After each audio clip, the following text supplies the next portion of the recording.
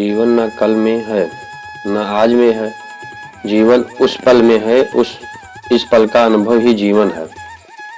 हम दुनिया से कभी शांति नहीं पा सकते जब तक हम खुद अंदर से शांत ना हो। मनुष्य को मोह माया में पड़कर अपने कर्तव्य को भूलना नहीं चाहिए। मनुष्य की इच्छाएं अनंत है। यदि इच्छाएं पूरी नहीं होती तो क्रोध बढ़ता है और इच्छा पूरी होती है तो लोभ बढ़ता है। इसलिए जीवन की हर स्थिति में धैर्य बनाए रखना तथा इच्छाएं सीमित रखना। अगर तुम मनुष्य अपना कल्याण चाहते हो तो सभी उपदेशों, सभी धर्मों को छोड़कर मेरी शरण में आ जाओ। मैं कृष्ण तुम्हें मुक्ति प्रदान करूंगा। कर्मयोगी अपने मन और बुद्धि की शुद्धि के लिए ही अपने शरीर, मन, बुद्धि और इंद्रियों के साथ सशक्त रहित होकर कर्म करते हैं। हे अर्जुन, मैं सर्वज्ञ हूँ, मैं इस सृष्टि का रचनाकार हूँ। मैं भूत, वर्तमान और भविष्य के सभी प्राणियों को तथा उनके विचारों को जानता हूँ, किंतु वास्तविकता में कोई भी नहीं जानता, न ही समझ सकता है।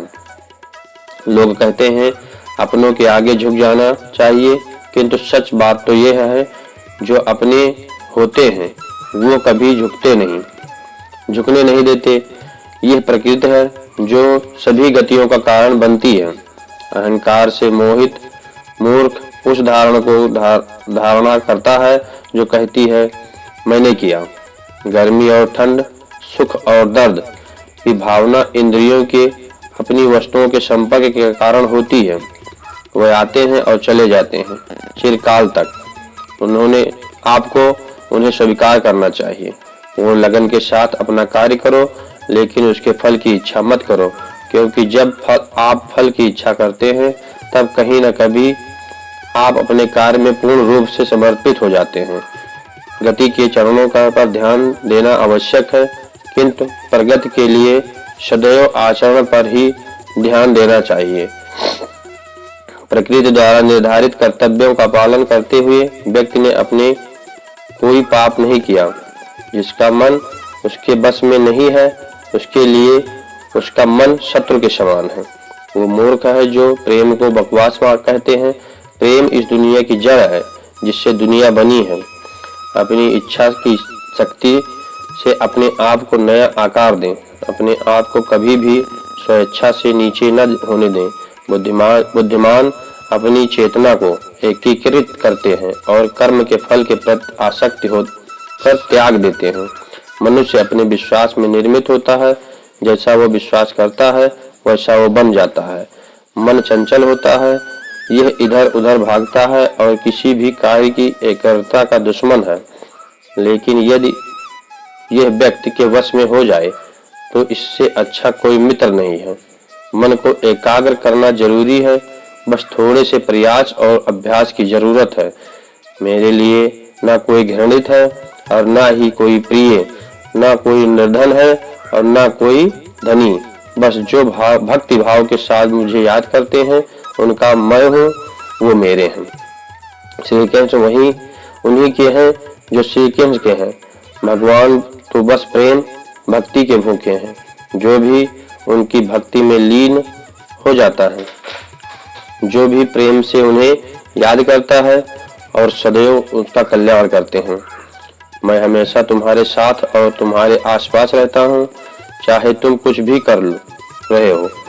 जब भी आप कोई बुरा कार्य करते हो या अच्छा कार्य करते हो, आपको लगता है कि कोई देख नहीं रहा है। यहाँ श्री कृष्ण कहते हैं कि तुम जो कुछ भी कर रहे हो, मेरी दृष्टि सदैव तुम पर है।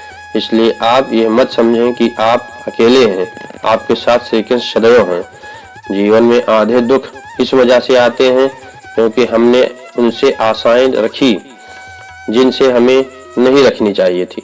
भावार्थ, हम सभी मनुष्य किसी न किसी अन्य मनुष्य के बंधे हुए हैं, या कहो कि दूसरे इंसान पर निर्भर रहते हैं, और इसी निर्भरता से हमारे मन में उम्मीद और आशाएं बनी रहती हैं कि हमारा कोई मददगार कर देगा। परंतु कई बार हम गलत इंसान से आशाएं या फिर अपेक्षा कर लेते हैं, जिसकी वजह से हमें कई दुख और तकलीफों का सामना करना पड़ता है।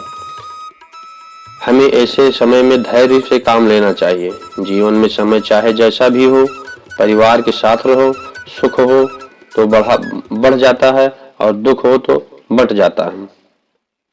इस संसार में मूर्ख व्यक्ति, अधर्मी, अज्ञानी व नास्तिक प्रकृति का व्यक्ति ऐसे शरण स्वीकार नहीं कर सकता। ज्ञानी व्यक्ति को कर्म के प्रतिफल की अपेक्षा कर रहे अज्ञानी व्यक्ति के दिमाग को अस्थिर नहीं करना चाहिए। अपने जीवन में कभी भी न किसी को आनंद में वचन दें, न क्रोध में वचन दें, क्रोध में उत्तर दें और न ही दुख में कभी निर्णय लें।